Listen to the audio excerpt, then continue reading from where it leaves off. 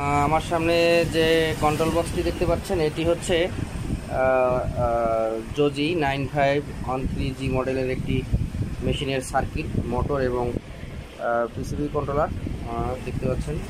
এটি ওকে করা হয়েছে, এটি এখন চলতেছে, দেখতেছেন এটা এখন সুন্দরভাবে কাজ করতেছে। তো আপনাদের যদি কারো জ্যাক জোজি এই মেশিনগুলোতে সমস্যা দেখা দেয়, পিসিবিতে কন্ট্রোলের সমস্যা দেখা দেয়, আমার সাথে যোগাযোগ করতে পারেন। যোগাযোগ করলে আমি আপনার মেশিনটি সমাধান দেওয়ার চেষ্টা করব।